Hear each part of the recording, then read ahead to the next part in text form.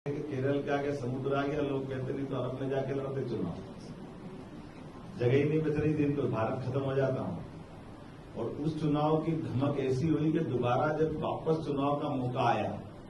तो आप अपने कांग्रेस के लोगों का मनोबल कैसे बनाए रख सकते हो जब चुनाव में हार जीत होती है, कोई बड़ी बात नहीं। इंदिरा गांधी भी हारी थी, लेकिन अपनी सीट पे भी लड़ने की हिम्मत नहीं।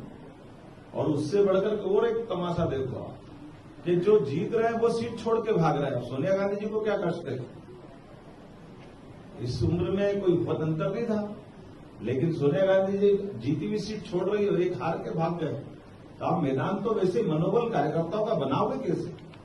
इसका उल्टा देखो, माननीय मोदी जी चुनाव लड़ रहे, माननीय अमित जी चुनाव लड़ रहे, पूरे देश में कैंपेन कर रहे हैं। तो चुनाव लड़ना किसको कहते हैं? चुनाव को लड़ने के लिए आपके अंदर की आत्मा आपके साथ खड़ी है कि नहीं खड़ी, आपका मनोबल खड़ा है कि नहीं खड़ा, आप उसको फेस कैसे करना चाहते हैं। और जैसे हमने सबने देखा,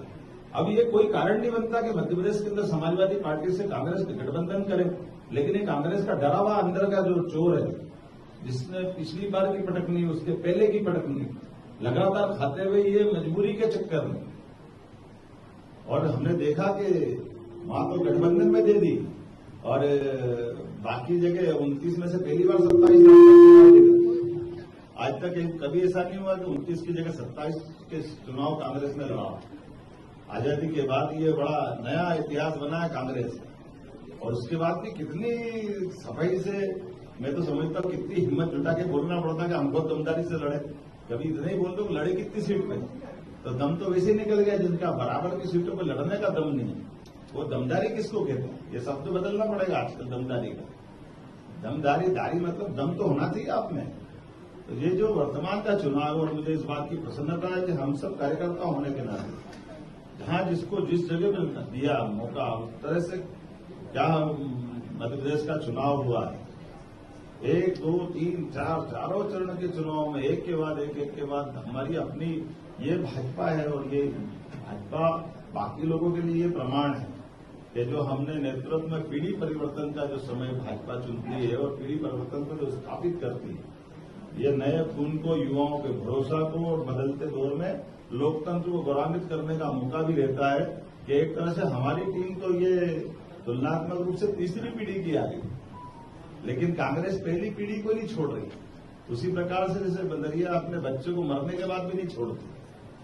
उनका अपना तरीका हो सकता है, लेकिन जीवंत तरह के चुनाव में आप जब तक अपनी जनता की भावनाओं को समझ करके जनता के सामने नहीं आओगे तो रिजल्ट नहीं आए। और इसलिए पूरे देश का उदाहरण देखा हमने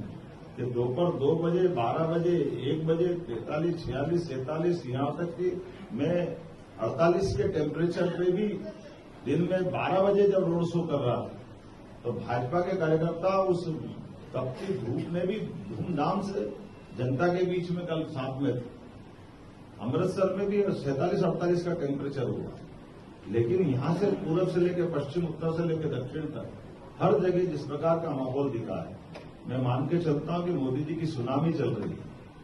वर्तमान में भाजपा के पक्ष में जो माहौल बना है, निश्चित रूप से ये जो कह रहे हैं 400 पार, और ये बात सही है कि अब लोग बहाने बनाने लगेंगे, ईवीएम खराब है, ये डीएम ईवीएम दोनों मिल गए,